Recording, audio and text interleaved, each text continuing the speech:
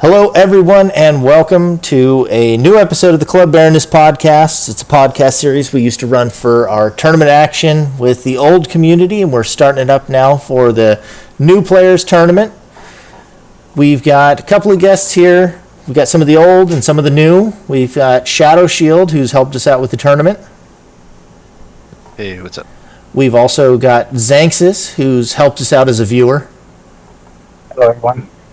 We've got Zemixy. Hello. Has made round 2, by the way, new member of the community. And then also we invited, how do you prefer your name? Is it Paco Slepi or?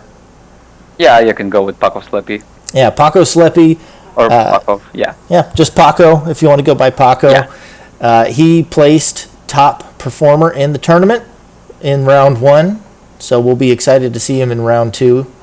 And we also have Elle, who's been helping with organizing in the Discord as a moderator and a moderator for the tournament.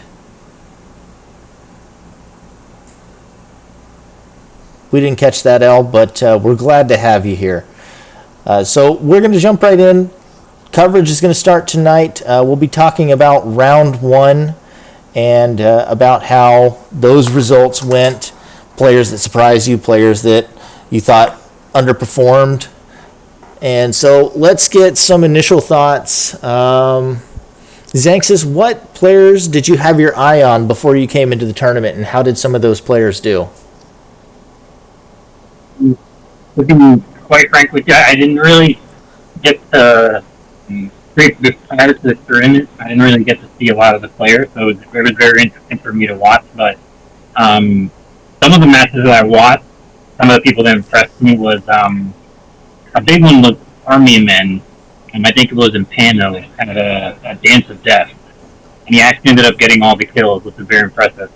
We didn't really get to see a lot of it, but you can tell he had good movement in close range. And I'm not sure if he's a veteran or not, or a new player, but that was impressive for me. So.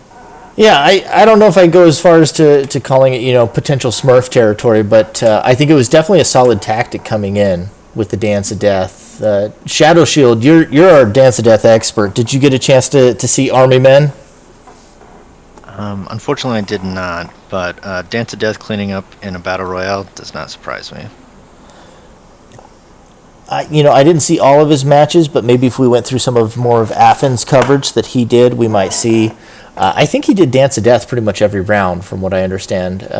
Zemixy, Paco, did either of you end up in a room with Army Men? I don't think I did. I personally didn't run into Army Men. Okay. Yeah, we didn't have that luck. I think I remember talking to somebody else that ran into him in round 2, and they said he did a similar thing. So even a lot of the games he would still lose, but he'd have 2 kills anyway because he was just running that 21 damage Dance of Death. I mean, Dance of Death is definitely one of those kind of not really a trap option for new players, but just so much more effective in the chaos of the Battle Royale. And when not everyone is fully accustomed to the game, once you get to those higher levels, Dance of Death really becomes pretty difficult to get hits, and you've got to have good coordination with your partner. But when everyone is still getting the graphs, just going with their controls, blocking properly, it's a single mistake, and you get sniped with that Dance of Death. And even if you lose in the format we were doing for the Battle Royale, you can probably get a few kills every round with that Dance of Death. And so even if you're not consistently winning, you're going to be consistently getting points and still likely staying in that top group to move on to the second round. Not one game, but if he did, him or her didn't run it, the entire, Tourney, it was a good idea to get points. So. Yeah, I think it was absolutely, I don't know if it's just that's what Arsenal archetype he discovered and that's what he likes, or if by chance that's just, the plan he came in with as well. Because if it was the plan he came in with, I think that's great planning.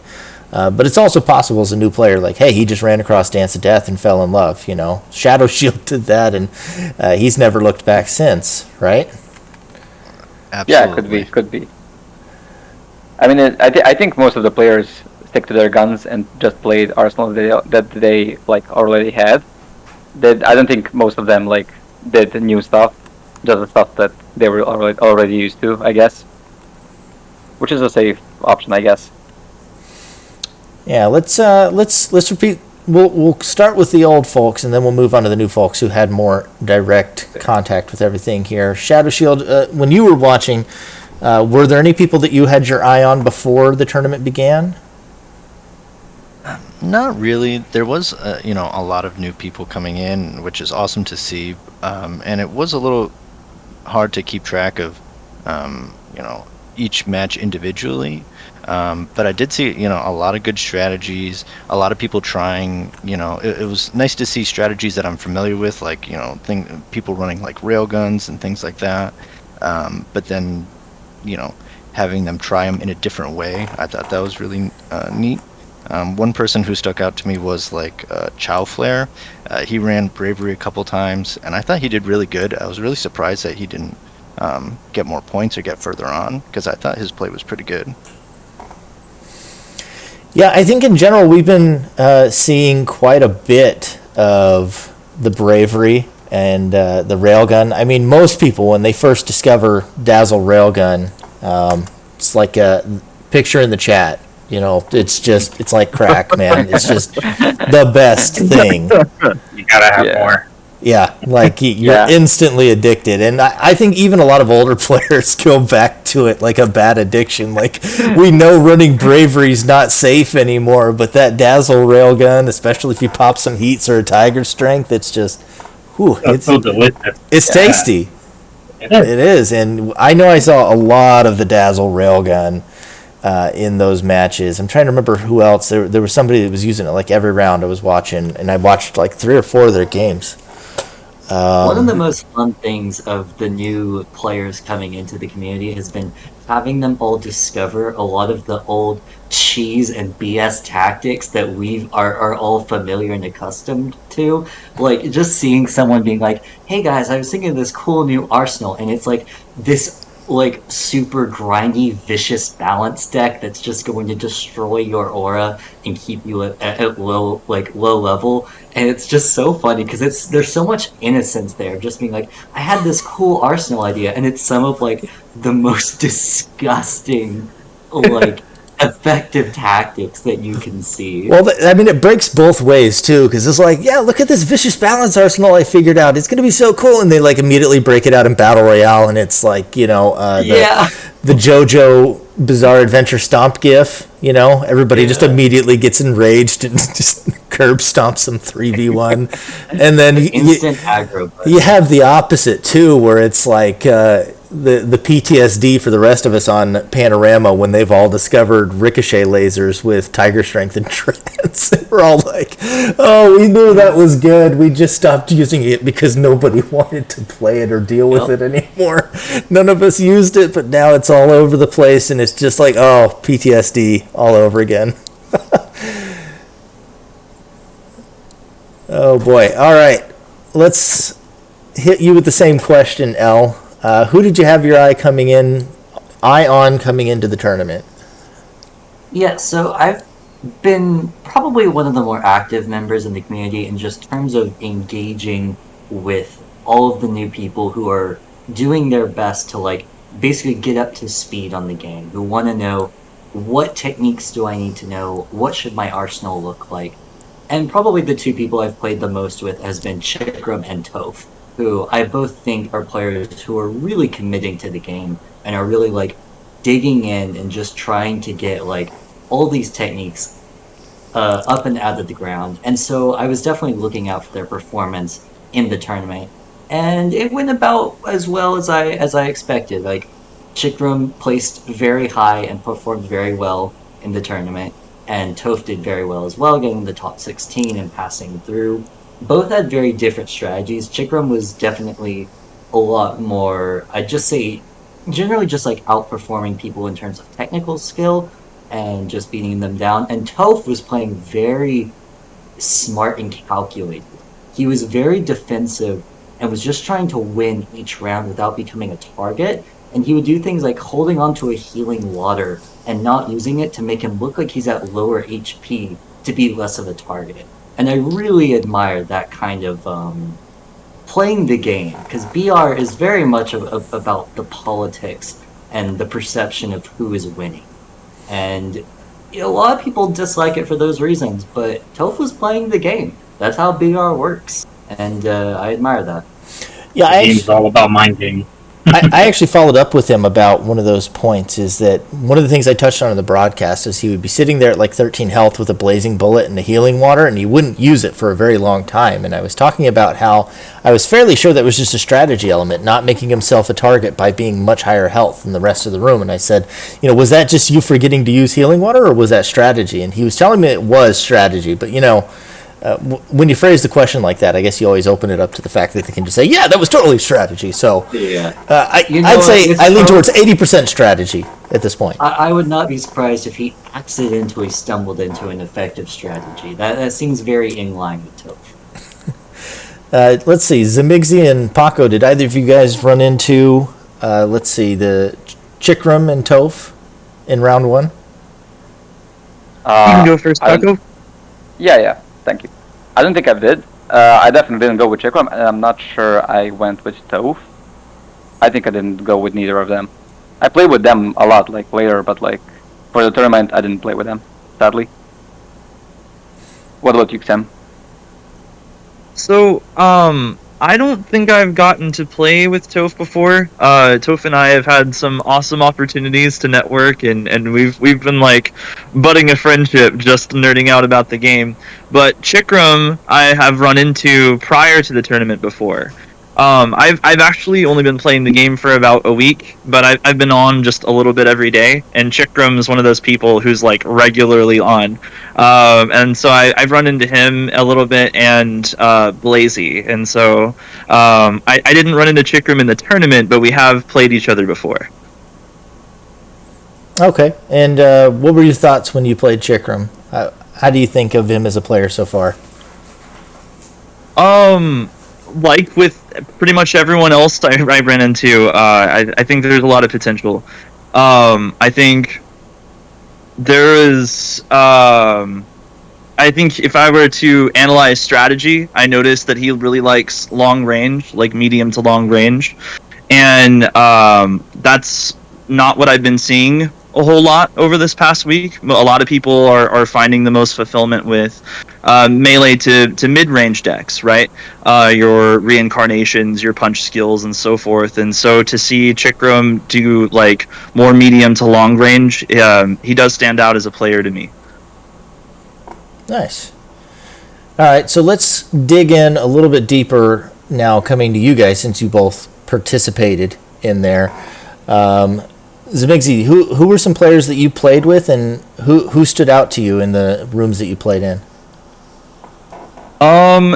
Admittedly, so much of the tournament was a blur. I was just so like adrenaline in the zone, like trying not to hyperventilate, focused. That I memorized people by their attacks rather than who it actually was. And so I don't recall too many names, but one of the people that I got to play with prior to the tournament was Fat Nerd, and I think maybe Fat Nerd and I had a match during the, I think maybe perhaps the first round. I don't recall. We played against each other before, but he was somebody I recognized. And when the first round concluded, I was like, oh, right, wait, hey, that's Fat Nerd. That's a face that I recognize. Someone else that had made it to the other side of the bracket. So that was someone who had caught my attention personally. Okay, and you eventually picked Fat Nerd as your partner. I remember talking to him about it. He said that you had scouted him as your partner. So what was it that made him stick out that you wanted to grab him up as a partner?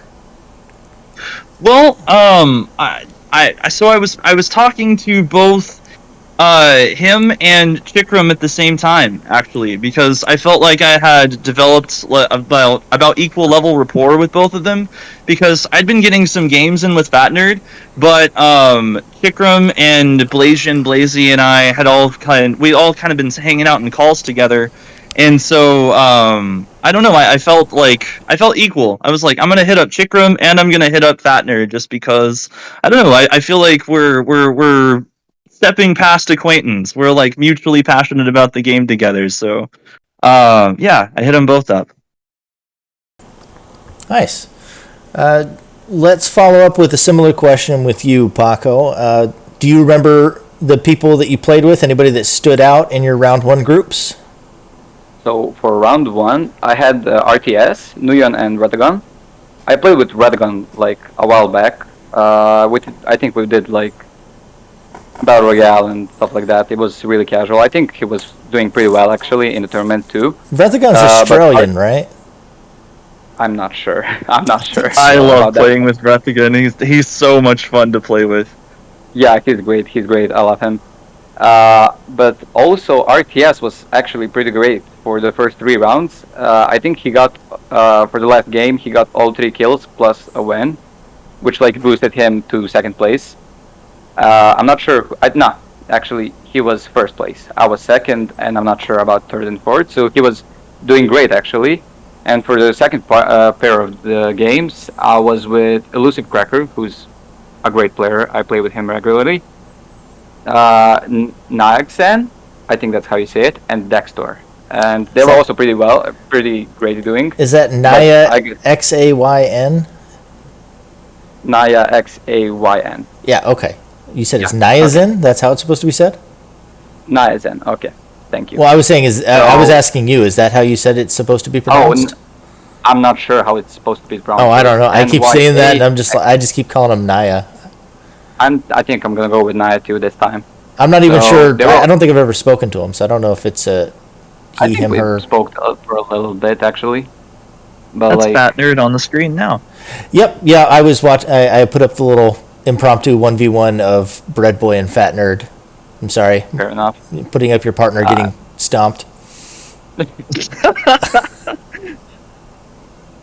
Yeah, I got super lucky with the second part of the game, the second round, I guess, because I got all of the kills and all of the wins except one. So that like skyrocketed me to like 13, 14 points in total.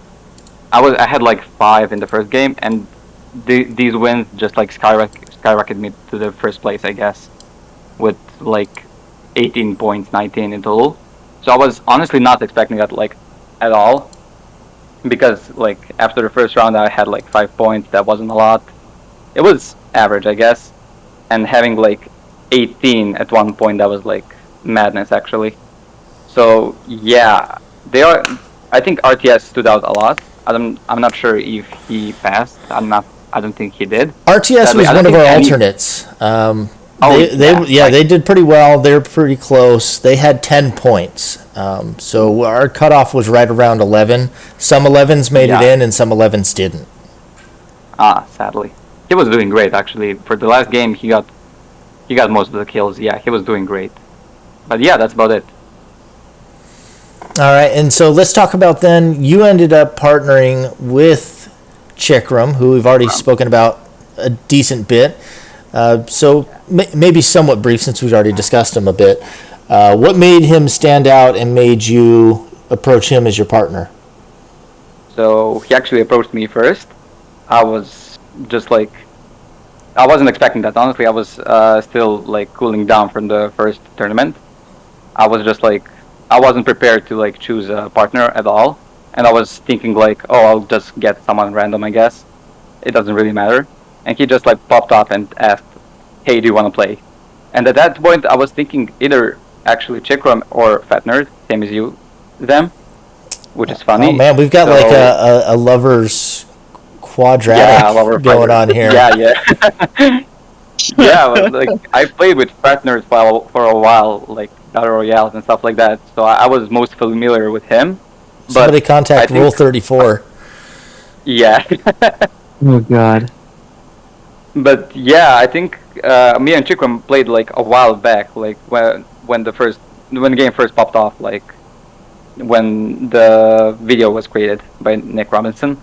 Like day 1, day 2, the two of us were playing regularly, and honestly, like as a teammate, he's outperforming me. Honestly, like he's actually like making tactics, like who should play what, where, how, when, who should pick up who. Like he was, for the past week or so, he was just like absolutely like, I don't know how to say it actually. He was going professional with this. He was asking everyone, every single person. He was asking for tactics, how to do what. He was telling me to ask people how to like upgrade my arsenals and stuff like that. And I was just thinking like, he's going for it. He's ready for the tournament actually. Yeah. That's one thing that stood out for me too about Dickram was the eagerness like to learn all this stuff as well. So yeah, he was really going for it. Like I was for the preparations. I was just like laid back. I wasn't prepared to like grind or just like practice as much. But he was forcing it, I guess, and I got into it. So the first few days we just kind of kept losing until we kind of find like a medium, I guess, to like communicate with each other, like how to do what, and then we got used to it. So now we're doing pretty well actually. So yeah, he's an awesome player actually. I was definitely one of those vets that Chikram was coming towards me with those like questions of like, hey, how do I improve my synergy with my teammate here? And it was really interesting to see them like slowly develop that. And part of it was just more coordination, but also playing to each other's strengths. Like one of the biggest things that I told him is that like you both have somewhat similar play styles where you both do kind of like to run the melee stuff. Chikram's a little bit more balanced, but Pakov, you're very focused on the melee aspect of it. You would both be running melee and you'd be hitting each other, and there would be this anti-synergy there. And so I was plan it out beforehand. Say, on this map, I am going to be running a mid-range support, and you will be in melee, and sync up your arsenals together so you guys will be coordinated. And I think if any other teams do that, just coordinating what they're going to be playing on each map, it's going to be a really big advantage against anyone who doesn't do that. Because that kind of synergy can really, really affect a lot. Like tag team, there's a lot more into it than just, is my arsenal good? It's, how does my arsenal play with my partner's arsenal? Yeah, he was actually going for that. I made like separate decks just for team tech to play with him, to like synergize our arsenals. And the thing you mentioned, the killing each other like in the game, we ended up fixing that. We spread it out every single arsenal that we have, and we just said, okay, you'll play that here, I'll play that here, and we have like a list of who's playing what on which map. So we're doing great like after that actually. Oh, the tragic demise of Zemixy versus Mega again. Ooh. I just have some of the tournament footage playing in the background there. Yeah. But like, yeah, that's about it. He's a great teammate, honestly. I wasn't actually prepared at all to like get on his level, but like after a week of playing regularly, like every single day, I think we're on the same level, honestly. Well, that's good to hear. Let's do one last bit on round one. Were there any other players in other groups that, outside of the ones that you chose as your partners, that stood out to you, if you had a chance to watch other footage? Anybody that stood out to you, Zemixy?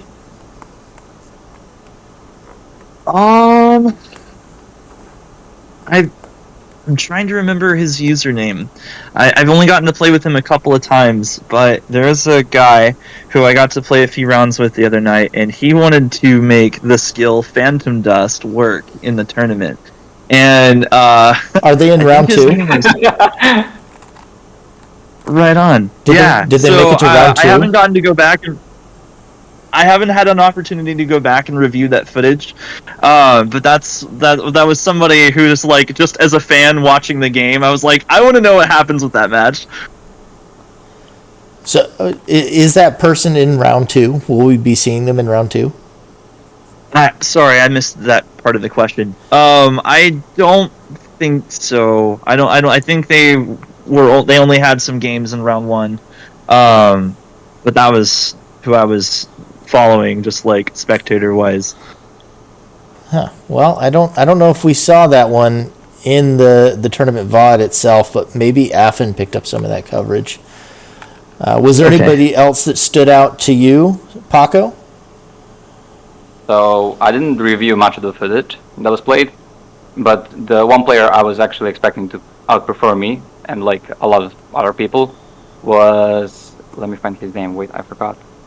So it was Poppy for 20 Blazed. He's playing Annoying Gift, Arsenal, and every single time that we played, I just kept losing to him. And I was just and when I saw him in the tournament round 2, I was like, oh no, I can't do this again. I can't play against him.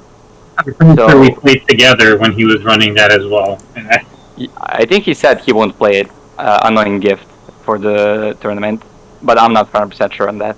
But like, yeah, when I saw him pass to round 2, I was like, oh no, please don't, please drop out or something like that, because the Annoying Gift is like really scary. Mm-hmm. Yeah, it's really annoying. Well, how should I say, annoying, I guess. Oh, and now like, Puffy yeah, is with the Dance of Death aficionado. That could be a terror. We'll see that. If he passes That's round 1, I'm looking forward to seeing also.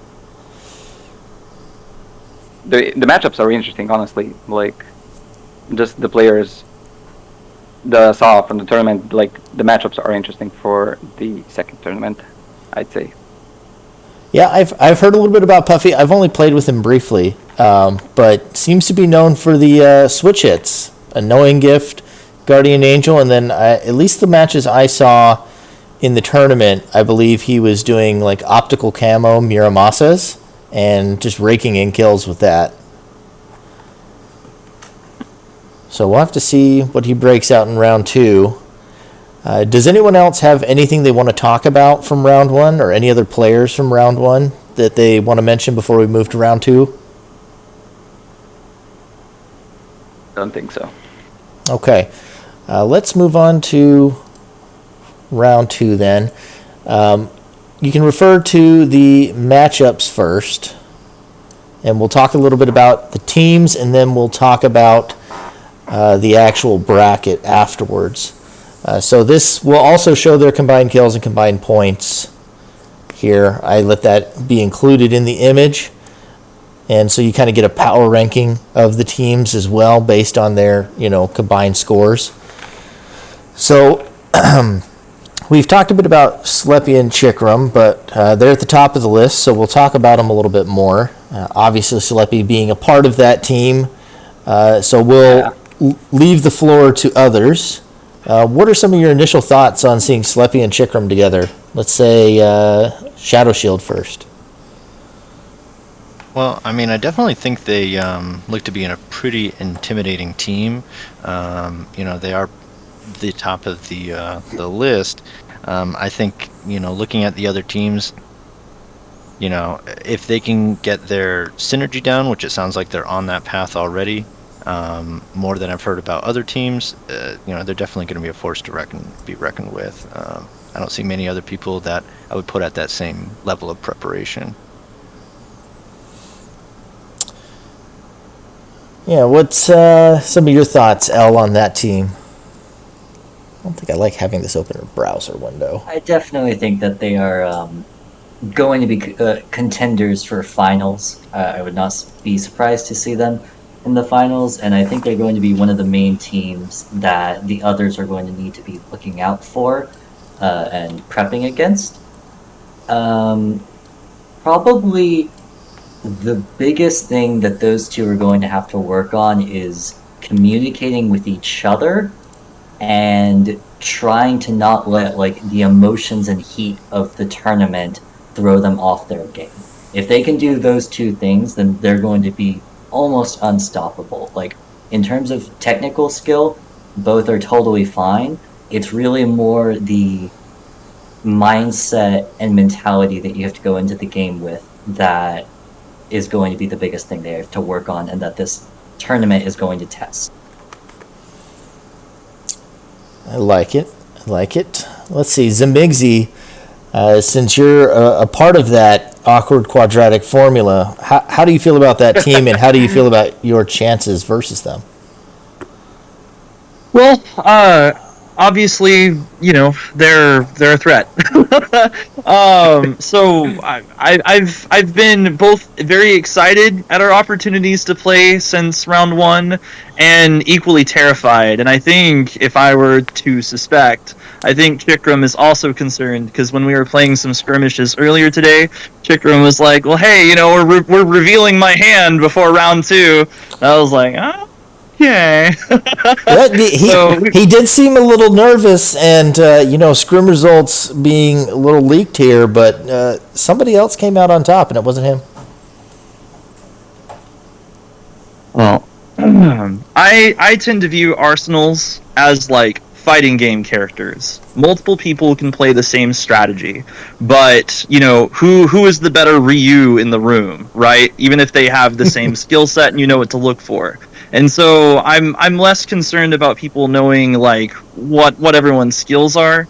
I want to just get out there and do my best, and that's kind of been the mentality when it's been how to approach this power team. Obviously they've been playing with a lot of the people who are generally considered mentors in the community. They have a lot more exposure to higher levels of play, and that's something that Chikram it seems to be proud of. Is like, hey, I've been learning through a trial by fire. It comes up in conversation sometimes, and I admire that. And rather than be afraid or intimidated, I use it as a learning opportunity. It's like, what, win or lose, I feel like the journey is the most fulfilling part of this for me. And regardless of the outcome, I'm far more knowledgeable than I was before I stepped in. And so regardless of what happens, if we even get pitted together at all, hopefully we will. I think it'd be really cool to see Fat Nerd and I and Slepi and Chikram face off. I would love to see that happen. But regardless of the results, whether or not we get to face off in the ring, I'm thrilled that all this is happening and we've made it this far. Very nice. A lot of respect there shown, but a little bit of venom too. Perfect balance. Let's move down the list with Bread Boy and Reese. Has anyone here had much interaction with those two? I had with Bread Boy actually. We played regularly. He's also streaming on Twitch regularly. So I just jump in, play with a few games with him, and just finished off. He's actually doing pretty well. I'm not sure how he and Reese are combined with each other, I guess. I'm not sure. I never played against two of them specifically. I only played with Bread Boy on Battle Royale, and he was actually doing pretty well. Like, the scores were average, I'd say. Anybody else have any experience playing with those two? I've not played with those people yet. So I think you have, though, haven't you, Bregan? I'm not sure if I've played with Reese, but I have played with Bread Boy. I'm trying to think if they really stand like a head and shoulders above a lot of the other field right now, because to be honest, a lot of the people here are the players that impress me the most throughout the tournament, or that I've had a chance to play with, versus some others. Although there's some other standouts as well that didn't quite make it in. Bread Boy was they were pretty solid, and I know I gave them some arsenal tweaking, which I think will help put them in the right direction. I do know that Bread Boy and Reese were one of those, like, neither one really scouted the other. They just kind of were in the Discord, and they were like, well, you don't have a partner, I don't have a partner. What if we became lifelong friends over this? And, now they're best friends forever, and that will never change. Well, they clearly both have, obviously, sufficient technical skill to get to round two. But tag team is such a departure from any of the other game modes. Like, you can see S tiers in the normal, Phantom Dust roster in tag team just really struggle when they swap over to 1v1. And there's definitely some that are, excel in both. But your individual strength is really not necessarily a signifier of your performance in tag team, because there's just so many more factors that come into play and it also means that a less technically skilled player can have much higher performance just by being an excellent support player. Yeah, it'll be one of those where I don't know if we're gonna have enough data to make great predictions on them yet, but it's one of those, where I think just about every team in here, if they put in the work, they find some synergy and they're able to coordinate some strategy. I think any team in here could make a big surge and really surprise if they manage to touch those bases. But that's one I have a little bit less data on. But we have the other two parts of our quadratic here, Fat Nerd and Zemixy. So we'll go to resident expert Paco Slepi. How do you feel about this team and their chances? So I played with Fat Nerd for a while, before the tournament, before everything actually, and we're actually doing pretty well. He's a great player. I wanted to play with him, or Chikram, of course. So going him with Zemixy is actually a great strategy, I'd say. I don't think I've played much with Zam. I think we played like in the last day or two. So I'm not sure how Zam's actually doing, but I'm pretty sure she's doing pretty well. Same goes for Fat Nerd. I think he's gonna do great, but I still haven't had a chance to play with them 2-on-2, I guess, to see how they're doing. But I'm sure they're gonna do great with that team, I guess. Xanxus, ShadowShield, have either of you had a chance to play with Fat Nerd and Zemixy? I personally haven't, but I've seen some of the games in VR individually, and both of them were both fundamentally good. There was even some of, I think, Zemixy, he ran. I think it was in Palace was like a Judge of Anubis, I think, for the ending. It was like a killing the entire team, and then for the ending was a Judge of Anubis, which I loved and enjoyed watching. So I remember those are two. Yeah, it was really good. It stood out. So I did get to watch at least individually play, but not in tag teams. So it'll be interesting to see how the synergy goes going into it. I do give them the upper hand though in the actual head-to-head versus who they're playing. Oh, okay. Well, we'll get to the matchup soon. We'll make sure. I'm rushing it. Sorry. I'm thinking we should put in predictions like we've done before. Record them. Oh, absolutely. Yeah. So let's see. Next team up. Is there anybody else that has anything they want to say? Fat Nerds and Mixie? I don't think we hit L. Yeah, I actually did. I've played with both of them to an extent, and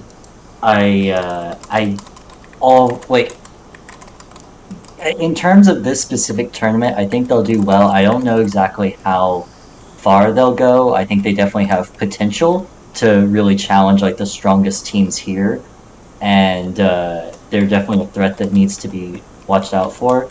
But I was going to say that just from watching some of the little details and how each of them plays, it just really something about both Zemixy and Fat Nerd's play style and how they were picking up the game made me kind of confident that at some point they were going to be a part of like the normal roster of players. Like they're gonna be up there, like probably same levels as me and some of the others.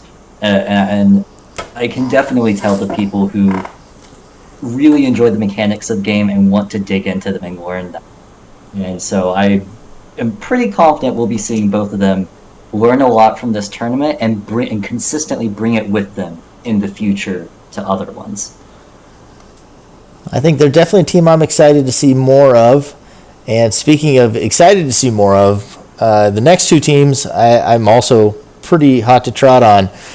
We've got Critter and Toph, and we've already heard Toph has made their way around the Discord with just about everybody at this point. So I think just about anybody here will be able to chime in. So let's get back to who was the last person that we haven't heard from in a bit? Zemixy. He didn't get to comment on your own team. So what do you think of the Critter and Toph team up? The Critter and Toph team up? I haven't really gotten to see either of them. I've been crossing paths with Toph in the Discord community, and we're like I said, we talk, but I haven't really gotten to see Toph play. I don't know anything about their team. So if we cross paths with each other, I haven't even really got to see the bracket. I think we're gonna totally blindside each other. Oh, that's your matchup for round 1, right? Critter and Toph, is that right? I'd have to look. I haven't double checked. Just the way you phrased that, I thought that was your matchup. I'd have to look too. No, that's not your round 1. They are on the opposite side of the bracket versus Puffy and Army Man. But we'll move on to more of that. Who else wants to chime in on Critter and Toph? Sounded like you had something there, Shadow? Well, I was going to say, the only thing that I remember from Toph, I mean, he obviously did pretty good, but he does play a roller, which kind of stuck out to me because we didn't see too many of those. So I wonder if that's something where he might change to a different type of movement, or if he's going to stick with that going forward, because I think he may run into issues, especially going against Army if he's running a lot of dance. I love, using dance against rollers. I think it's pretty easy to land, so I think that might be something he might want to look at. I've definitely spoken to Toph, and I think he is well aware that rollers are suboptimal, and is choosing to play it. I think he's accepting the consequences and the risks of that.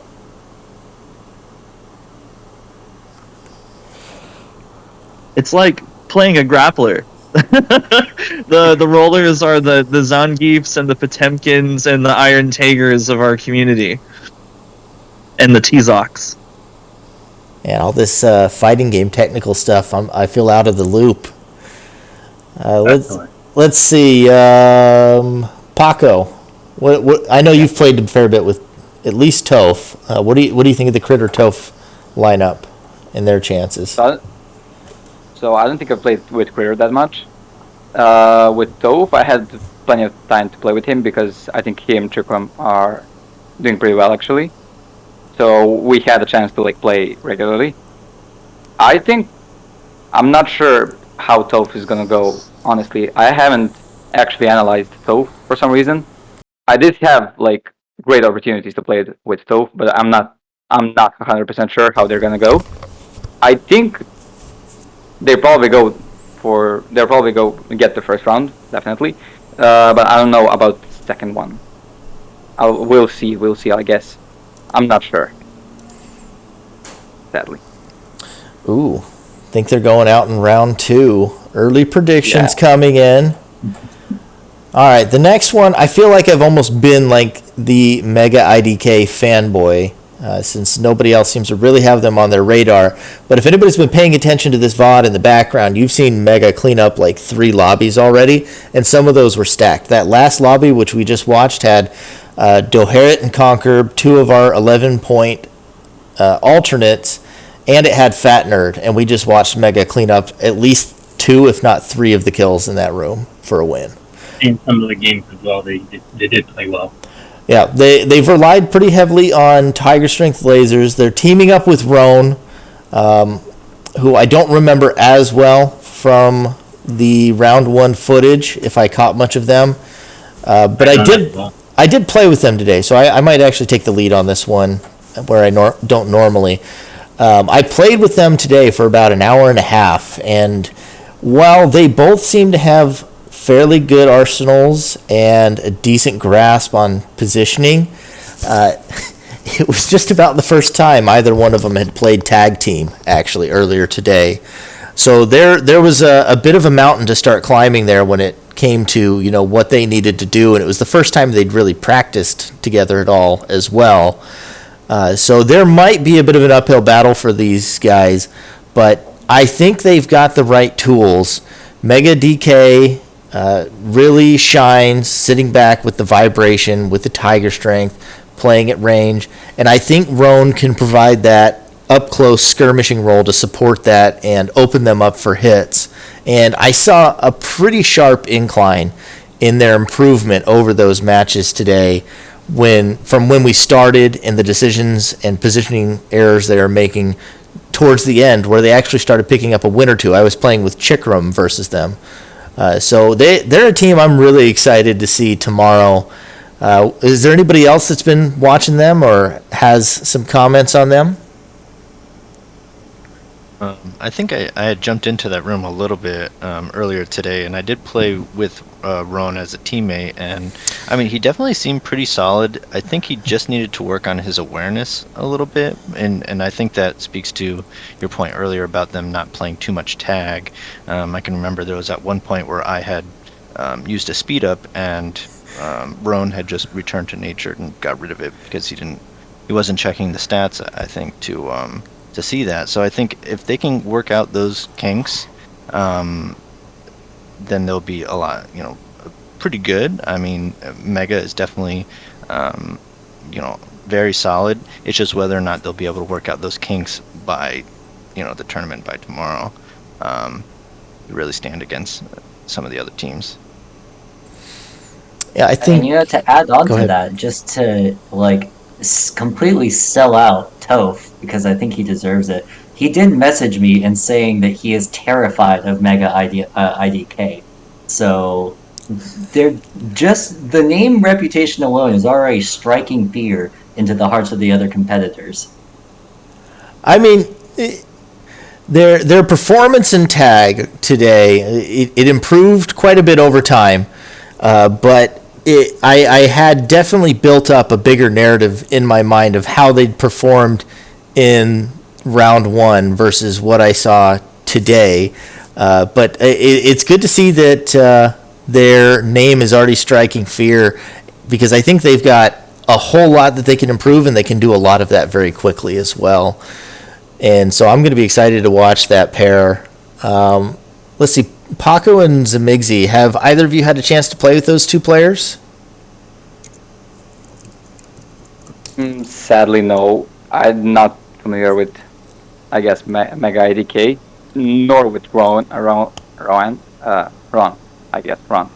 Yeah, I didn't have any chance to play with them. I'm not familiar with them, sadly, so yes, we'll see. It's a surprise for the second tournament. Ooh. I got to play with DK today. Nerd and I had just hopped on, and we wanted to practice our synergy today against some randoms. And Mega had hopped in, and a brand new player who had just started scenario mode. And we were kind of swapping teams back and forth. And Mega is a solid player, y'all. He's pretty good. What was the performance like against Mega? Well, when you have a brand new player who their strategy when we first started playing was to use snap and pursuit. They were brand new to the game, and so Mega had a lot to try and help, to make the 2v2 work, So I think one of Mega's strengths is that they're adaptive.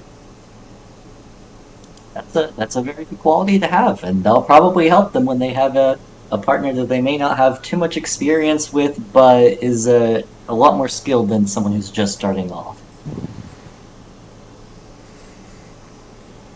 All right. Anybody else want to chime in on these two? Zan?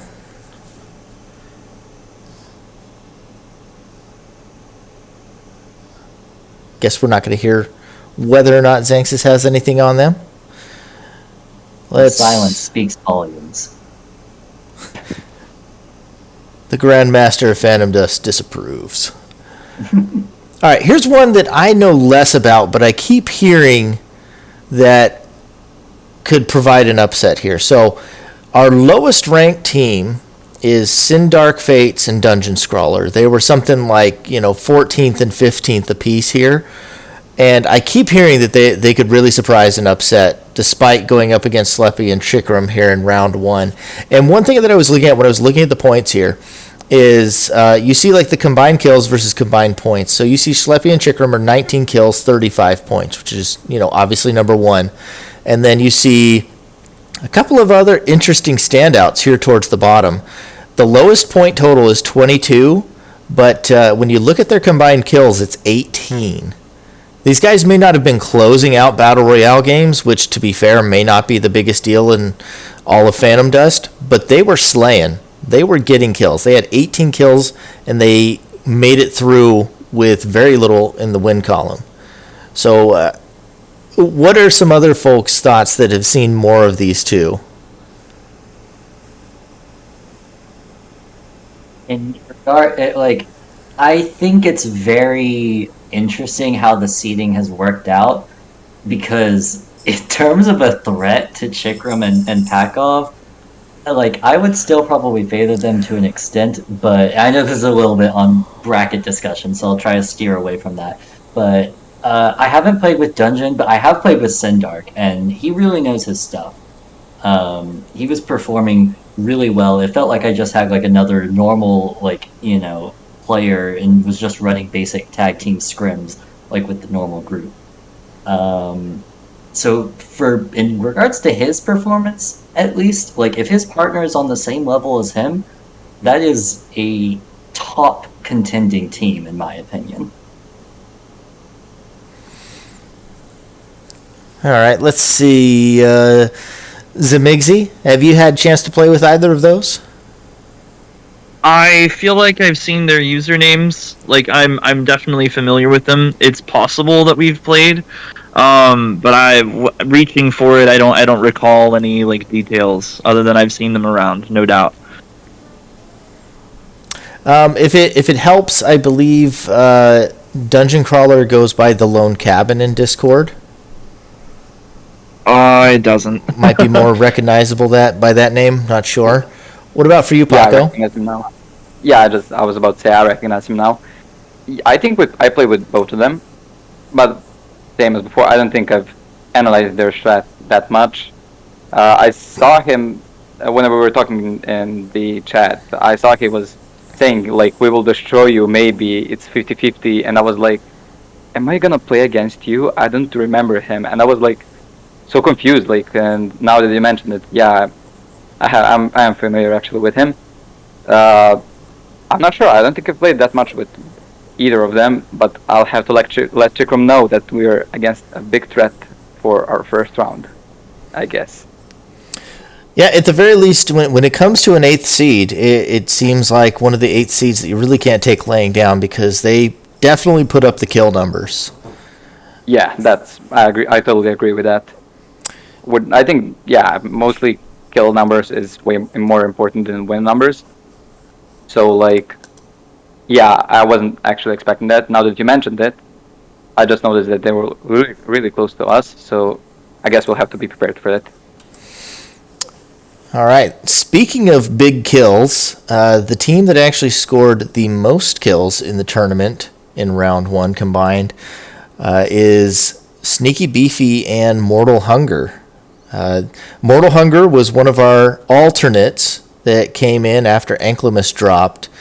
But once you combine their score, they still, with an alternate, Sneaky Beefy actually had the highest number of kills. I think they tied with you in points, Slepi, but I think they had more kills. So technically they would have been top seed for round 1. So that is the highest combined kill team we have, Mortal Hunger and Sneaky Beefy. What do you guys think of that combination there?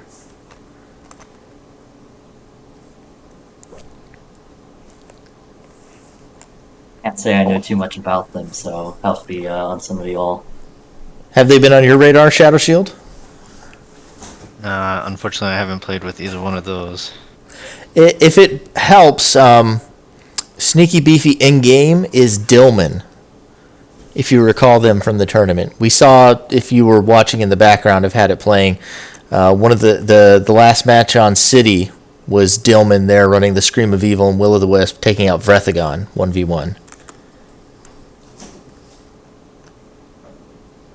Still not ringing any bells for some of our people here. What about for the new folks? Have either of you run across Sneaky Beefy / Dillman in Mortal Hunger? I've heard about them, but I haven't had a chance to play with them 1-on-1 or I guess 2-on-2. All right, well, I'm not above secondhand rumors. What do you got for me? What have you heard? I've got nothing actually. I just saw their name roaming around the Discord, I guess, sometimes. But yeah, I've got nothing for that, sadly. Wish I did. Shout out to Zemixy getting 3 kills there just a second ago, too. Thank you. Speaking of Zemixy, are they on your radar at all? Any report on these guys? I feel like Sneaky Beefy and I have played together before. That's another name that I recognize. Mortal Hunger, I feel like we've been within orbit of each other over this past week.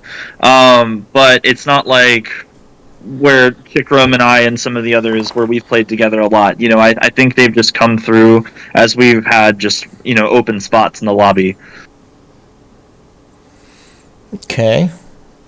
Well, it sounds like these guys aren't really too visible on anybody's radar, but considering Sneaky Beefy finishing first in the tournament, and there's a point I didn't include. So before the tournament began, apparently these two were wanting to play together, Sneaky Beefy and Mortal Hunger.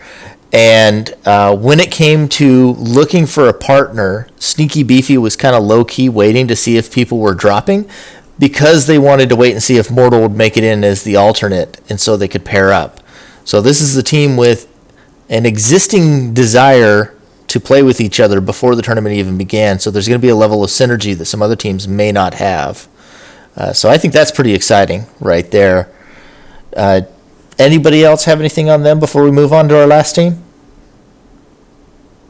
I just think that's really cool and equally terrifying, especially just looking at the kill count. I think people should probably start watching their videos. All right, let's move on to... we've talked about both these players a little bit already, but we've got the switch hit in Puffy 420 Blaze It, and the Dance to Death aficionado in Army 13. This could be a real interesting team. I have no idea if they've practiced together or played together, or sometimes I wonder if they exist, because whenever I try to @ people in our little round 2 participant chat, they never respond to anything. So as far as I know, they could be completely unaware that anything's even happening at this point, and they may just disappear entirely and not even show up tomorrow. But if they do, are these guys on anybody else's radar? I feel like they're a good team. Strong I put statement. them up there, to be honest. That'd be like my second or third contenders. Just their individual play. I'm not sure how they'll play in tags, but we have seen, in previous tournaments, other single player people, play well together as well. Let's hear from the other new player constituents that might have had more experience with them. Paco, Zemixy, have either of you had a chance to play with those two? So I guess I had some chance to play with Puffy like a while back when he was still playing Annoying Gift. So the only memory I have of him was when he played that. So I don't think my knowledge right now is useful for the round 2, since people are mentioning he changed his arsenal for this one. But even with that, he was doing great with the Annoying Gift. I have Annoying Gift in my arsenals, but I never used it because it seemed like too complicated actually. But I see him doing really well with it. So I don't think I win a single battle royale against him because he was doing Annoying Gift. So yeah, I think he's forced to be reckoned with, honestly. If he was doing that well with Annoying Gift, imagine what he'll be doing with a good arsenal. Yeah, he was doing great with that. I'm not. I don't think I'm prepared to see what he has for us next, honestly.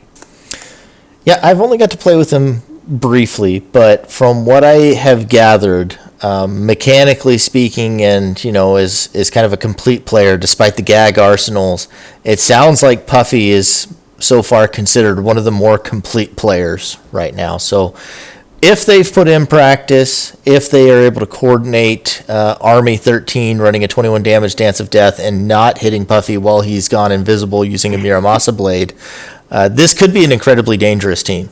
If they've put in the effort, this would be my team to watch, I think. If they haven't, we could absolutely see Puffy trying to ambush somebody with a Muramasa to get 21 danced to death by Army, who also takes the 10 damage Muramasa, and then gets killed while trying to pick up Puffy within 5 feet. So it could go anywhere from... It could go anywhere from entertaining. An ugly disaster to an absolute terrorizing menace that could make a disgusting run through the tournament if they've put in the time. Anybody else have anything they want to add before we start going on to matchups? You can talk about any team if you feel like you missed a chance to talk about any of the teams previously. Going once, going twice. All right, let's move on to matchups. Okay. Let's see if I can put this up. Oh, you know what? Jesse asked a question in the chat. Absolutely. Bring it at me, Jesse. Or just, can you read it for me? Because I'm in the middle of moving some stuff around. Yeah, Jesse says, veterans, what are skills that are hard for you to deal with? Ooh. Well, let's let the other veterans go first. Xanxus, what is the skill that you find difficult to deal with, or maybe your most frustrating skill? Oh, I think I thought he'd come back. Oh, he is with us. I'm thinking about it. What's probably the worst skill for me? I would say personally would be crawlers for me. Being a wheeler in general. And here I thought you were going to say paralyzed jackpot. Not at all. Not anymore? No throwbacks to the all. silent Gotrix days? No. I've evolved past that. Evolved. There we go. ShadowShield. Can you tell me why it isn't Fortress of Iron? No, I can't. It's absolutely Fortress of Iron. But beside that, there was one skill that I've seen cropped up a lot more recently that is tougher to deal with than I remember, and that's like a buffed up Gugnir. The tracking on that thing is really good, and a lot of, if you have it doing enough damage to break like a Psycho Shell or something like that, it can be really tough to deal with when people have a lot more of the barrier type shields. So that's something recently that I've remembered is really tough. Yep, Gugnir seeing a little bit of a resurgence. Let's see. L, you to some extent count as a veteran, I think, right? Yeah, I'm by far the least vet of the veterans here, but I definitely have a good amount of experience, and it will be somewhat revealing my inexperience at this point, but one of the skills I do struggle a lot with is pin down, just being constantly spammed, because when a lot of these guys in this chat just have like all the base mechanics of the game on lockdown. They can block everything, doesn't matter if it's from behind them or two skills at once, but when you're still new-ish, you still have to put a lot of concentration and energy to dodging attacks, and so when you're also having to worry about a hole that appears at your feet every few seconds, it takes so much of your mental energy to actually react to each of those things while still focusing on your offense and defense. So that's probably the one that taxes my mental facilities the most. And down, huh? That's not a reason to start running it against me more, Zan. I've been trying to think of a good answer all the way through.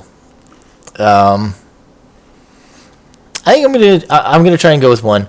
And this is also a skill that I love. So it's one that I find difficult to deal with, but I also love it. And it's more effective against jumpers than it is against cartwheelers. But it's still solid against either one. And I think I'm going to go with Blazing Bullet. A good Blazing Rush, especially if you combo the Blazing Bullet with the Blazing Sword, is absolutely one of the most difficult things to deal with in the game.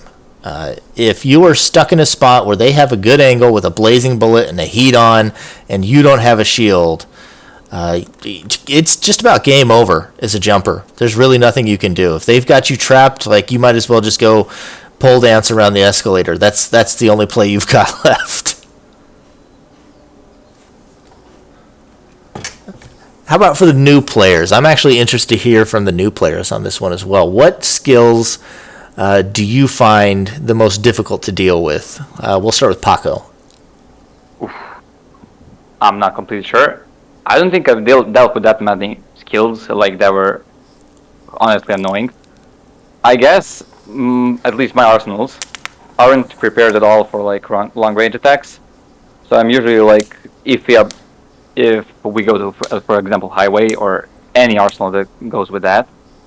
I would say pin down is kind of annoying if you're asking me, but like yeah, I'm using it also in my arsenals. But like yeah, I think pin down is the most scary of them all because once you get pinned down, I guess there's like nothing you can do. You gotta just watch getting destroyed, I guess. So I would say pin down, but I don't have any specific combos that I'm currently afraid of, I guess.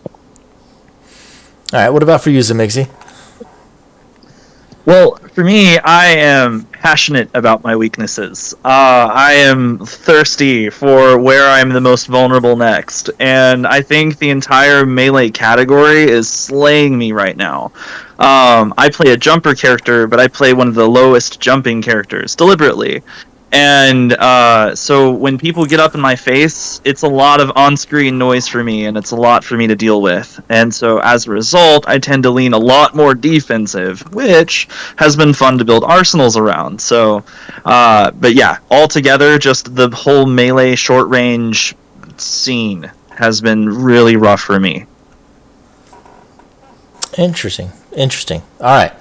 Well, we'll set the side topic aside, and you'd figure at some point I would have gotten the bracket up here, but I still haven't. So give me just a moment, and I'll put that up on screen for everybody, and we'll move into predictions as well. I need paint.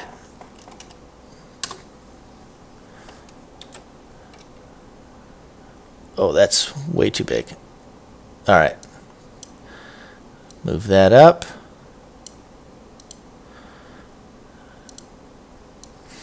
All right, so we'll talk about the matchups. We'll just go down the order. We've talked about these teams a fair bit in depth, so we don't have to wax quite too poetic.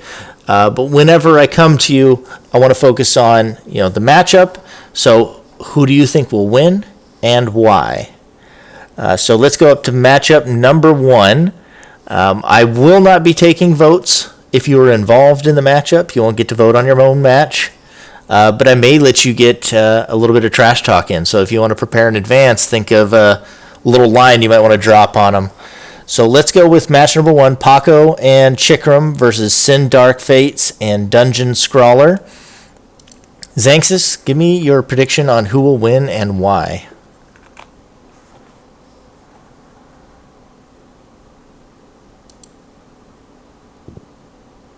Did we lose you again? So Nope. Okay. No, I apologize. My daughter was right around the corner. So, no worries. We're looking at the first match. I would say I haven't seen much of the second team, and I have been hearing a lot about Paco and Chikram, so I would give it to them. And I would, I don't know if we're doing scores or anything, but I would definitely give it to them, and I would say like 3-1. Maybe, I don't know if it's best of 5 or anything. So.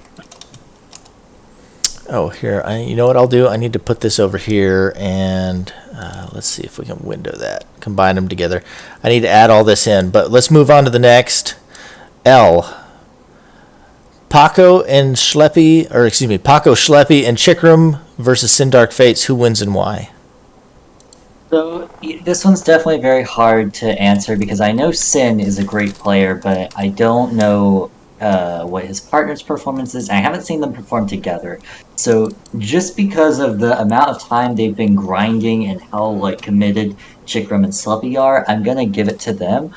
But I definitely think they need to take their opponents very seriously because I think they could be a big threat to them. And if they get relaxed at all, then an upset could very well happen. Oh boy, how do I put word wrap on sheets? Control. You can do Control Enter if you want to go in a new line, I guess. Control what?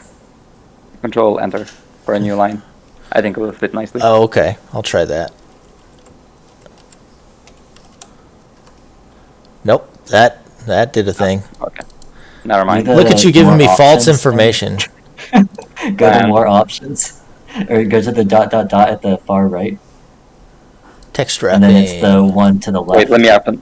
I'll open Excel Second right from the now. yeah, I wanna yeah, see there you this. go. I thought I did it. Text wrapping. Where'd it go? There's another option. Third from the left. Yeah, ... Third from the left, and then you click on the middle one.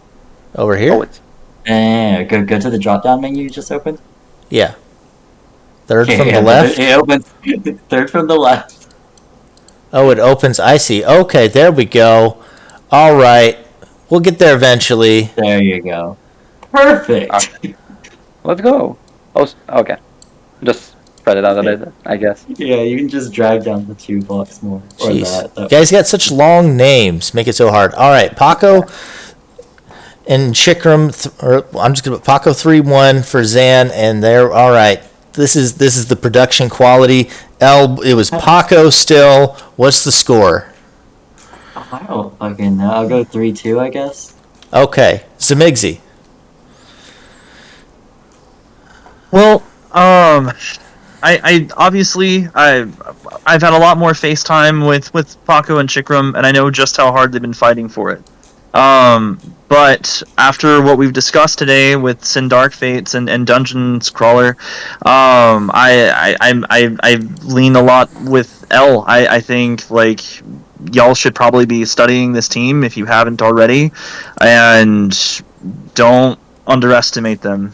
That would be my best advice. As to where I'm going to cast my vote, I have to just respectfully lean with where I have the most experience. So I'm going to say that probably Paco and Chikram are going to come out with that one. Paco and Chikram. And then what's the score?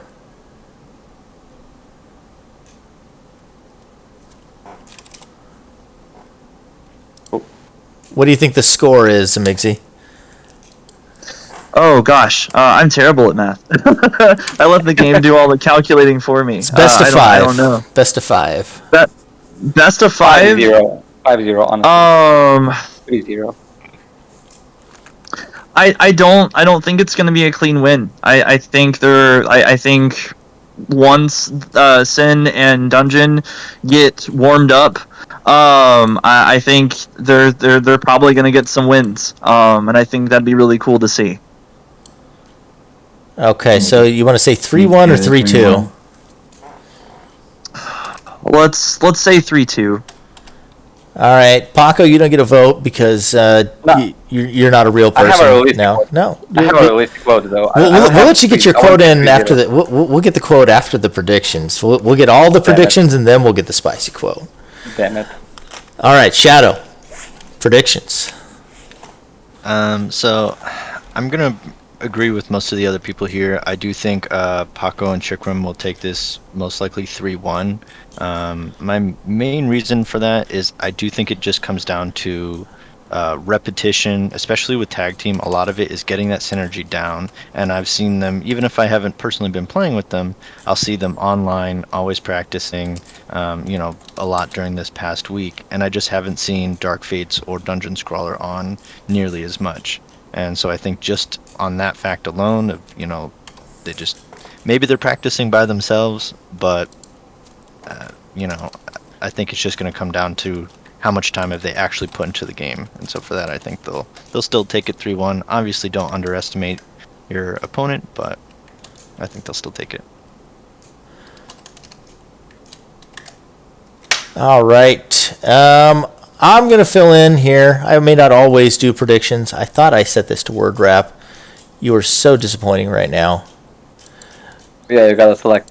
I thought I did it for all, but okay, there we go. You know what? The words I've been hearing down the grapevine about Dungeon and Sindark is that they both didn't show their full potential in the tournament. They're both quite dangerous, and they both put up a lot of kills despite not showing their full potential here. And I'm a bit of a gambling man. I would love to, after this, revisit and be the only one that's right for this matchup. So I'm going to take The other road, and I'm going to say Dungeon Crawler and Sindark 3-2. And now I'll let you have the floor for your spicy trash talk, Paco. I wasn't gonna have the trash talk. I was gonna be realistic, actually. But like, yeah, after you guys like hyped them up, I guess, and after I've seen the kill count, I realistically, I won't say 3-0. I'm gonna say 3-2, but like for us. That's gonna be my take on this one. Oh, we've got Sindark Fates here in the chat, by the way. Yeah. Got some trash talk in here. Yeah, I won't let you have that. All right, since Paco is incapable of giving me sufficient trash talk here, Sindark, can you give us some trash talk? I will read what you write here in the chat. I will read it on here as long as you don't violate Twitch terms of service. You absolutely can, Sindark. You can absolutely trash talk him. He has my like permission to, if he wants to. Don't be peer pressured. No, we're gonna have a fight before the tournament, I guess. Zan, don't go poisoning this community. I need my toxicity and trash talk. Don't you go. They're too nice, Bregan. They're not bullies like you. Don't you go being Mr. Good Guy here. We need to breed this contention among them. They're not taking the bait, Bregan. Your time is over, Grandpa. I will stoke the fires and the hatred in this community. I will bring it back. Okay. All right, fine. We'll move on then. Next matchup, we've got Puffy and Army Men versus Toph and Critter. Who wins this and why ShadowShield? So don't you disappoint me. These are also a couple people I haven't had a ton of time with, but I think just looking at the surface level of it, if Toph seems like he doesn't want to change from being a roller, and if Army Man has been running a dance a lot, I think I want to give the edge to Blaze and Army. I do think it's still going to be close, so I would probably give it a 3-2 for Blaze and Army. 3-2. All right. Paco, who wins and why? I will go for Puffy and Army Man just because of Puffy's annoying gift and like ability to master his art, I guess, of using his weird arsenals, I guess. So I'm gonna go for Puffy and Army Man. Probably gonna go 3-2, I guess. All right, 3-2. Nobody's almost everybody said 3-1 and 3-2 to every matchup. Nobody's calling anything here that's a 3-0. I'm disappointed. I want to see some confidence. I want to see some cutthroat. Zemixy. We'll let you have that. Who wins and why? Who wins? I think I've only heard about Army, and Army sounds like Army packs a punch. I've played some games with Puffy, and I remember Puffy to be a really strong player. However, I have confidence in Toph's cunning and Toph's perceptiveness and innovation, and I want to see Toph pull a 3-0. I want to see that happen. 3-0. Okay. I like the bold prediction, but I'm going to need a little more. What gives you the 3-0 advantage for Toph and Critter? Like I said, I think it's the problem-solving skills. Toph and I have only spoken, but we have nerded out about the game a little bit, and I think Toph is a problem solver, and I'd like to see that kind of slip around the haymaker punches. I think that'd be super cool to see. Okay, I've got a meme I'm making super quick here. Go ahead. I gotta do this here real quick. How do I do a new file? New. Here we go. I really want to save it. Yes, you can. All right.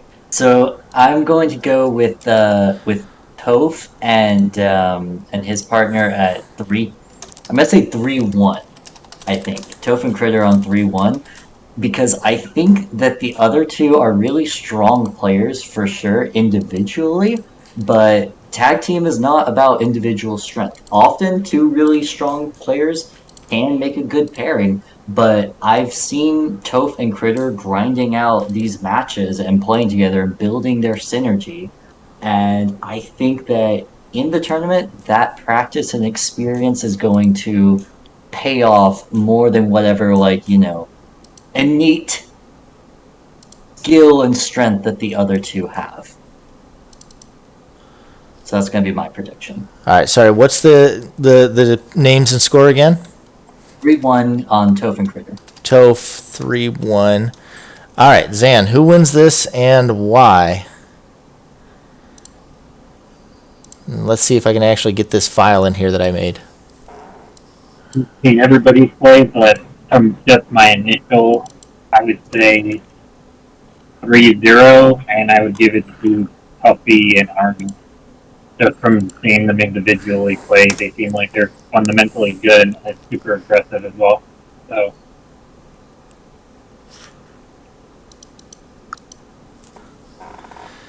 You said 3-1 for Puffy?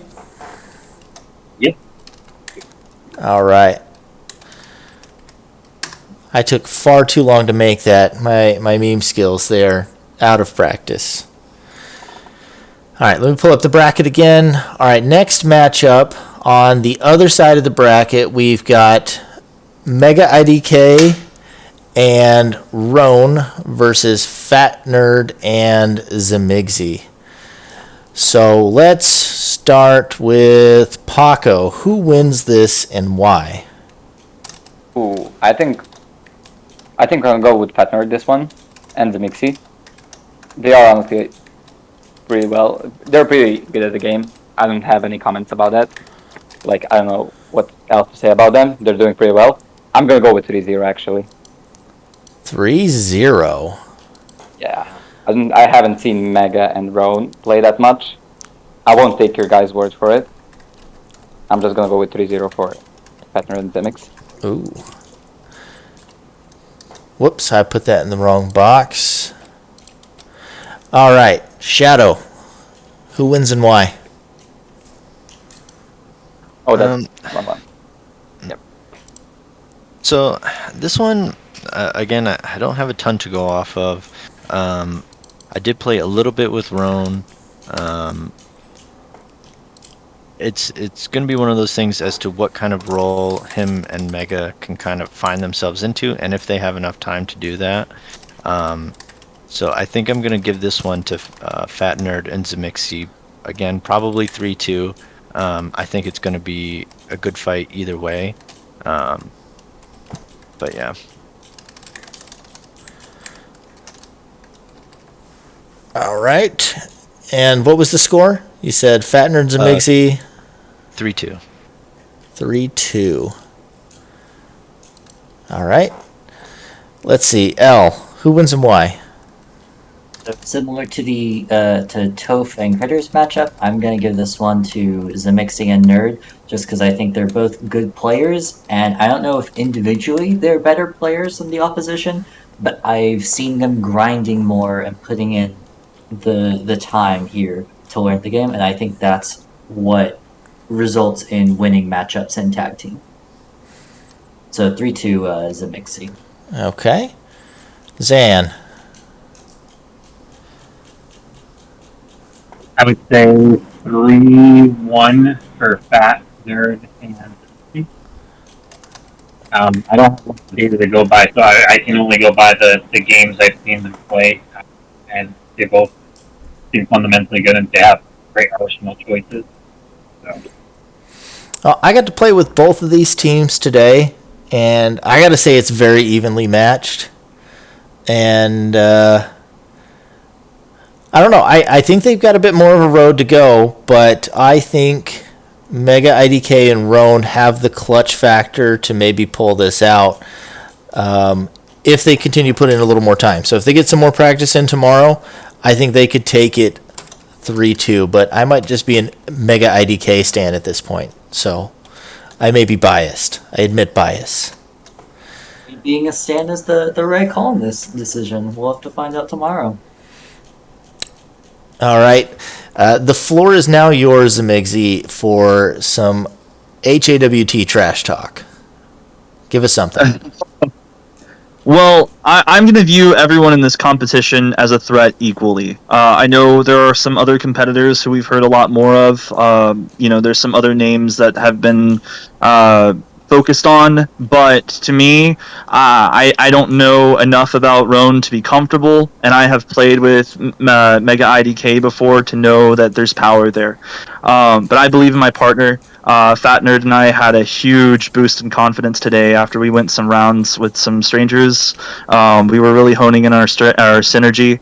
So, I don't know if you're wanting a number prediction from me, but I just want to wish Mega and Roan the best of luck. And I think, no matter what happens, whoever comes out on top, it's going to be a huge learning opportunity for all of us. That was not trash talk.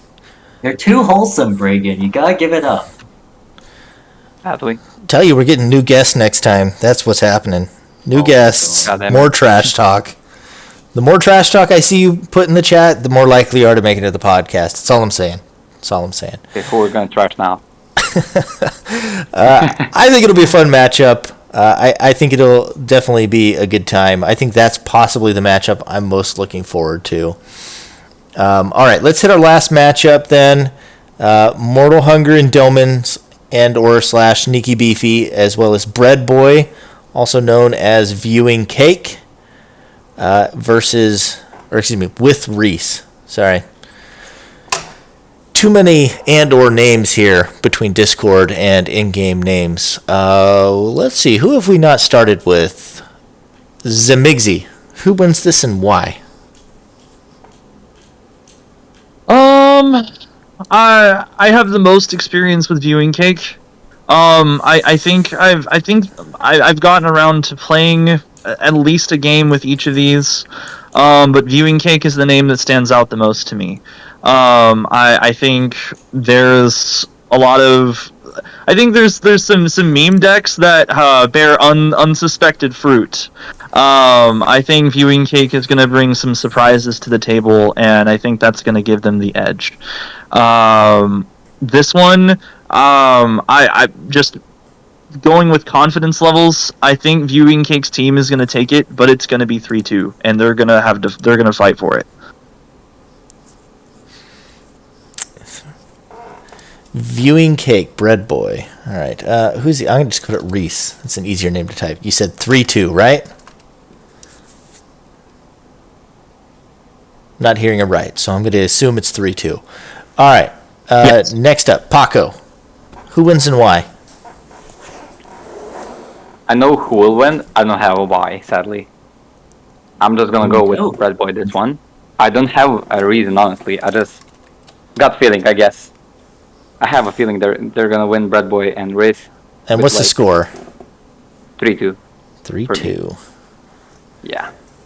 All right, let's go back to L. Well, I guess I'll give my spicy take for this one. Honestly, I don't know much about these teams. I've seen very little gameplay from everyone. But Sneaky Beefy has a lot of clout. Did really well in round 1. Maybe it'll help out in round 2. So I'm gonna throw in a 3-0 for Sneaky Beefy. Oh, I was about to say I don't think this is very spicy until you went for the 3-0. That was the spice right there. I aim to please. Okay. Might be the first time somebody's, giving it to me tonight. I like it. All right, Zan. Who wins and why? This is the one I've never seen any of these people play. Unfortunately. I guess you're just going to have to go for the rumors that sound best to you. Yeah, so I would go by... Are the names different here in the bracket? Well, if you're looking on there, Mortal Hunger / Dillman, that's Sneaky Beefy in Discord. And then Viewing Cake in Discord is Bread Boy in game, and Bread Boy is one of the VTuber streamers that we've had They stream almost every night some Phantom Dust. With that one. That one actually is the only one I'm familiar with that I've actually talked to stream.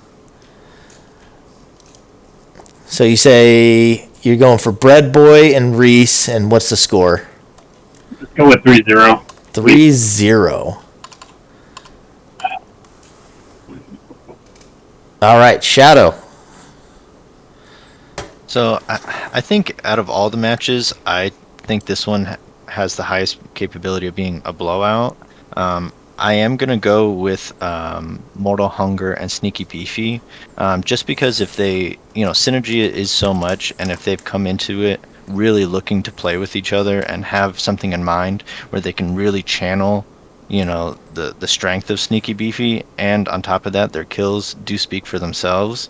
So I would have to go with them probably, realistically, maybe 3-1, but I'm going to go 3-0.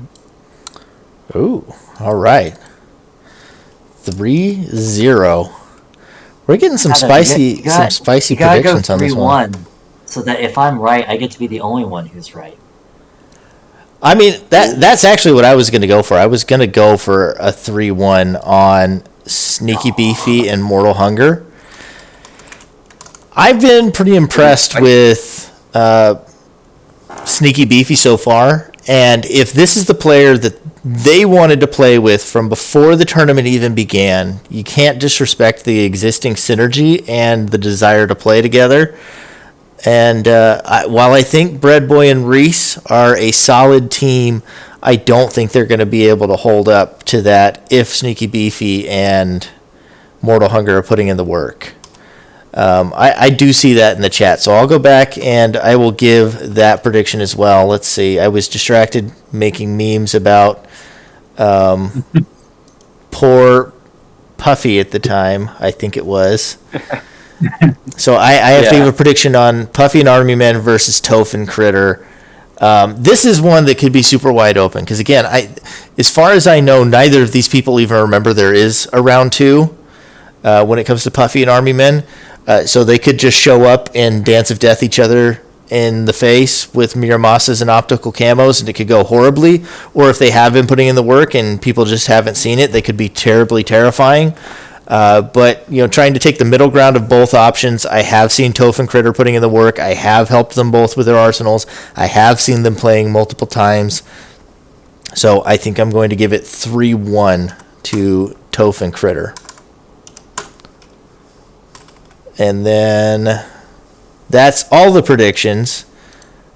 No, come on. Auto deals in sheets. Jeez. Okay. Does anybody else have any last parting words on any of the matchups? Anything they feel like they didn't get to touch on that they want to go back to?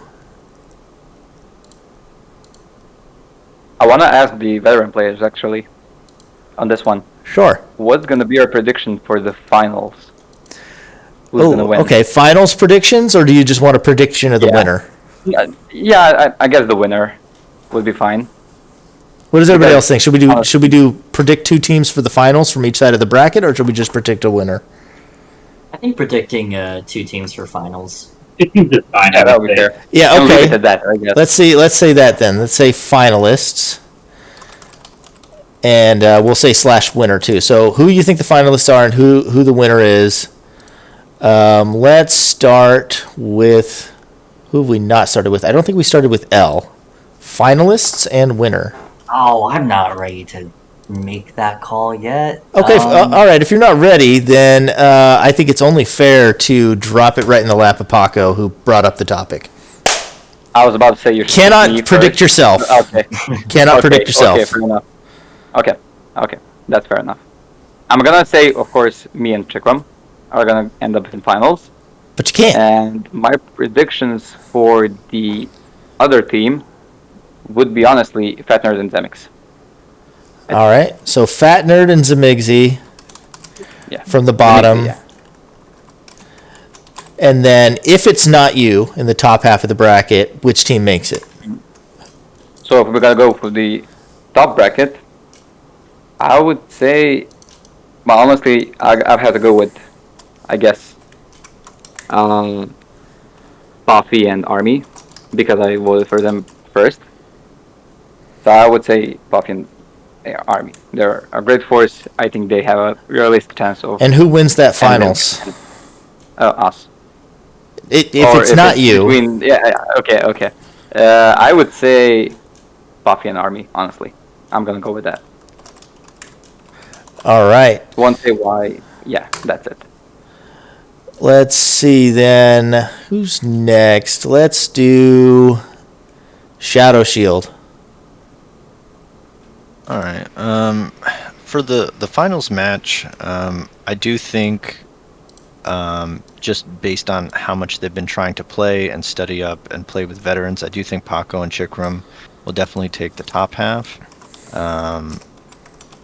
And then as far as the bottom, I would probably also go with Fat Nerd and Zemixy. I think Mortal Hunger could, their team could go up there, but I haven't seen them playing as much.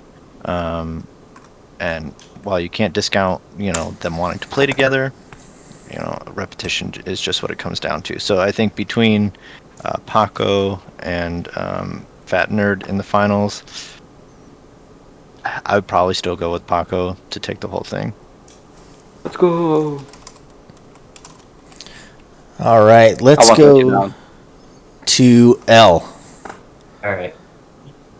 So it's a very difficult decision because for all those semifinal matches, it can really go either way. Like I think Chikram and Pakov are definitely favored for that top half, but I think that either of the teams from the B fights could give them a run for their money and possibly take them. I think that Toph and Critter could definitely potentially surpass them.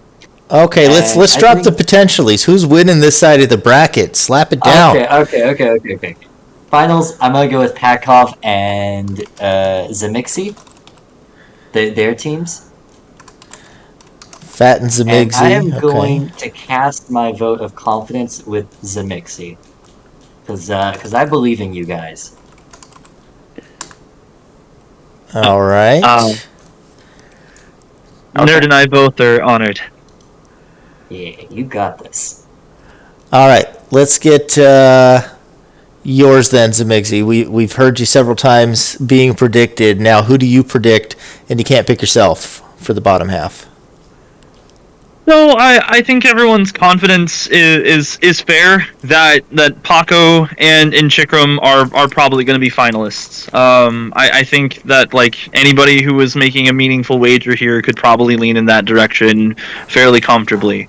I would love for the finalists. I would love for that opportunity for Nerd and I to make an honest attempt to dethrone them, though. I think it would be cool to even have the opportunity if we could just see them on the final stage against each other, regardless of the result. If we could even make it that far, I think it would be awesome. So I do sincerely hope that we get to face each other in the ring. All right, and who comes from the bottom of the bracket if not you guys? I am going to lean on Viewing Cake and their team. I think L is right to suspect that either team coming out of B could be an equal threat, but I feel Viewing Cake's potential, and I want to see it. I want to see it, if not us. All right, and then the tournament winner. It's probably going to be Paco and Chikram. But we're going to do our best. We're going to give it our all. I hope we get to see each other in the finals, though, even though I casted my votes already. All right, Xanxus. So, similar. You're breaking up a little bit, my good man. Okay, hold on. Okay, he muted himself for now. Bregan, what's your decision? Oh, I don't like going before everybody else has. All right. I think I will. Well, okay. I think I will break a little bit here. I feel like, we've talked up a lot of the different teams, but I've been seeing Toph and Critter put in just as much work as I've been seeing out of Paco and Chikram for the most part. And I feel like they've gelled as a partnership. So I think I'm gonna go Toph and Critter for the upper bracket. And then I'm also going to go Sneaky Beefy and Mortal Hunger from the lower bracket, because I think that's a team to really watch out for. They were ranked tied for second just off of Sneaky Beefy's performance. And Mortal Hunger is who he's wanted to play with since these guys got into the game. So I feel like you just can't ignore that synergy. And if that is the finals, I'm going with Sneaky Beefy and Mortal Hunger. All right, Xanxus, do we have you back yet? He typed in the chat. He said. Oh, he did. Final, yeah. Paco, Chikram versus Zemixy and Fat Nerd. Okay, Paco, Chick versus Zem, and then his winner was Paco and Chikram. Okay. All right. Definitely some favorite teams that have come out of this podcast. Yeah. All right. Who is last topic at least that I'll ask, and then I'll leave the floor open if anybody has any parting words. Who's your dark horse? The team that you're not sure if they'll make it, but you would peg them as your surprise potential winners. Let's go with Zemixy first. Who's your dark horse? Oh, easy. It would be Toph's team, no doubt. Toph. Okay. Toph. And partner Critter. That's the name. All right. Let's go next. Oops, I put that in Zan's. Zan, go ahead and put yours in the chat. Oh, he did. Okay, so I can just put that in. He says Army Men and Puffy. L, who's your dark horse? I don't know if it really counts as a dark horse because I think that implies you think they're unlikely to win. But I'm gonna do Toph and Critter. But I think they have honestly a really good shot of winning. So I don't know how much of a dark horse it is. But that's my third team I think who has a running for it. Okay. Paco, dark horse.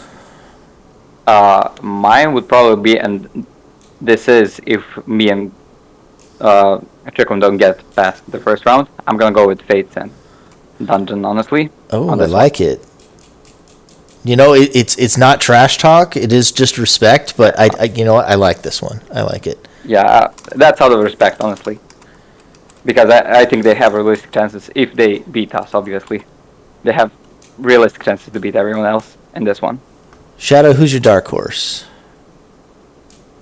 My dark horse would probably be Mega, IDK, and Roan.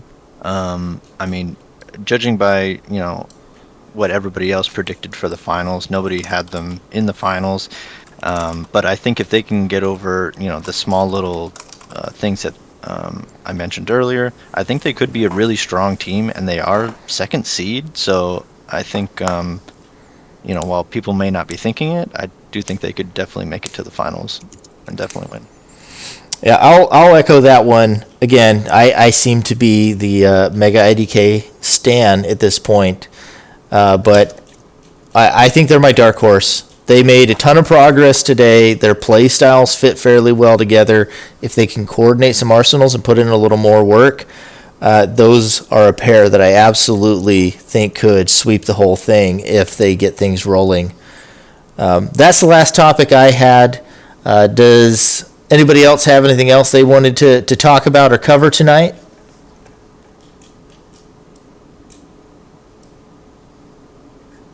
No? All right. Well, let's see. I'll open it up for. We'll take one, maybe two viewer questions. If anybody has anything in there, if there's a good question in there, we'll throw it in. Okay, I think Skimmy asked already. Real question is when the next tournament is, and if it could be 2-team tag again. So we don't have any concrete plans on the next tournament yet.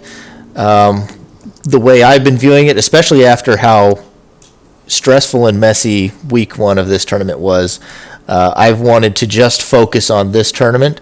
But the general consensus seems to be that we will be doing a tag team tournament. Whether that's new players only or if it has some other form of partner restrictions is yet to be determined. But it will be, enter with who you want to enter with. It won't be like, Battle Royale into tag. It'll be a much more normal tournament setup. We'll probably either do Swiss into single elimination or double elimination as the format. But we'll announce more of that once this tournament is over, and we'll get started on that quickly after this tournament is over. Let's see. Looks like we do have another question. We should bring back. Oh, no, that's a statement. The 2-team draft, that functioned really well with the smaller community, and I think it was really popular. But the duration that would require right now might be a little messy with how big the community is. And that could be fluid on who stays and who goes. But that's definitely a tournament. That's one of my favorite tournament styles we've done, and I think that could be a lot of fun further down the road for sure. Once we, because we're only a couple weeks in, there could be people that are in this tournament and performing well, and maybe they get tired of the game in a couple of weeks, or maybe there's people that have yet to even watch Nick's video, and they'll join a week from now, and they might be somebody that plays with us for years. So once we've, got a little bit better idea of who would be willing to commit to a longer tournament like that, I think that would be a lot of fun. Oh, here's a good question. So obviously anybody could have picked anybody here in this top 16, but Toph asks, who do you think would be a good team if you switch the players around? So if you were to take any of these top 16 guys and throw them together in a different team up, who would you do? Let's see. Let's go Shadow first. Who would you put together? I would be curious to see how Mega IDK and Sneaky Beefy would work together. Ooh. To see if they could get coordination down, or if their playstyles would mesh. But they both seem like they're pretty strong players. So that's the one I'd be most curious about. Let's see. Paco. So I would have gone for Fat Nerd anyways, like if I didn't end up with Chikram. But honestly, either me and Fat Nerd, or I would go with someone like, honestly, 420 Blaze It. Whatever his name is, I forgot what his name is. Wait, is it Puffy 420? Yeah, Puffy. I would go for him, honestly, because of past experience with Annoying Gift. So I'm guessing he's doing pretty well at this point with other arsenals too. So you'd say you'd be interested to see Fat Nerd and Puffy together? Yeah. Okay. Interesting combo. Zemixy.